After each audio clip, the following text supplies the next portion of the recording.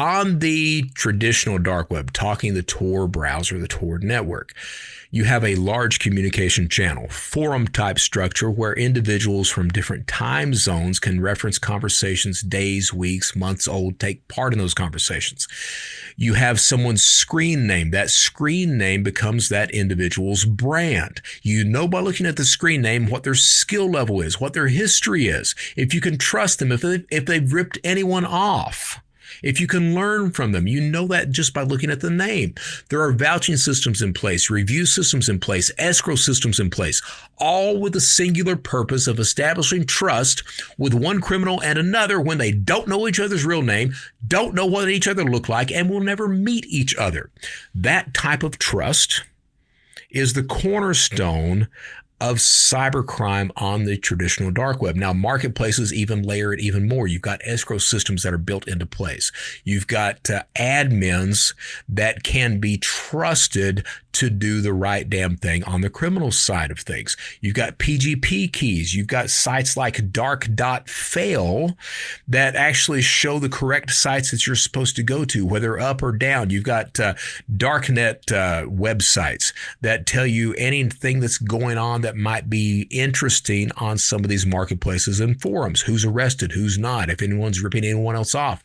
That creates a degree of trust, which is very persistent on the traditional dark web.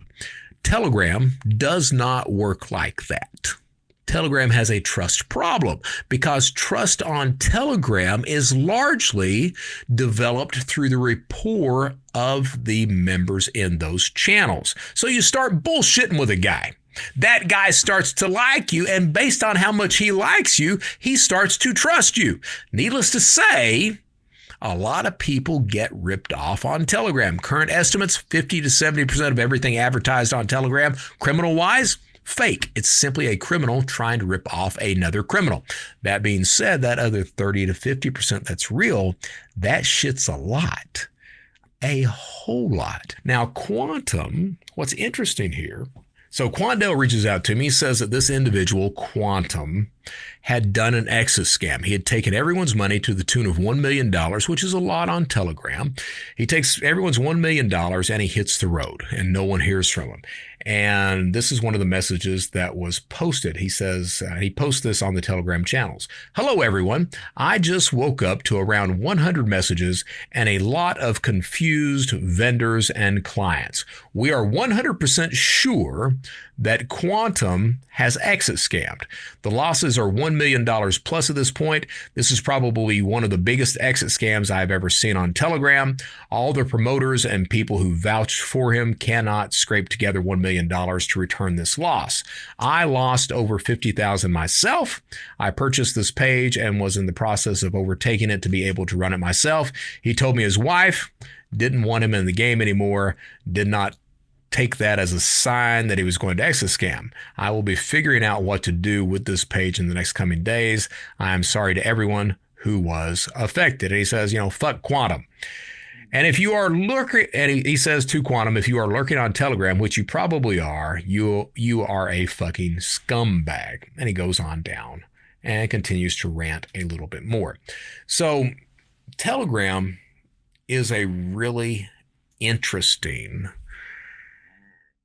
place to get information and to commit crime because of the rapport of the criminals there. Again, that rapport is what builds, that's the cornerstone of trust on Telegram.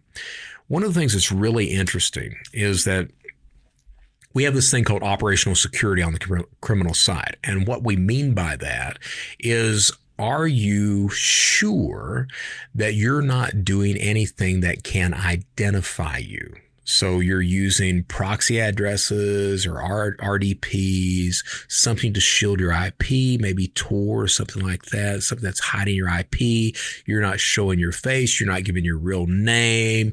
You're not doing anything that can identify you, because once you're identified, law enforcement knows who your ass is too, and you're going to serve some time, and you're going to have to learn how to poo in front of other men, because that's what prison's about. So Telegram, not most, but a good amount of the people there whether they be very successful criminals or just newbies, have very poor operational security.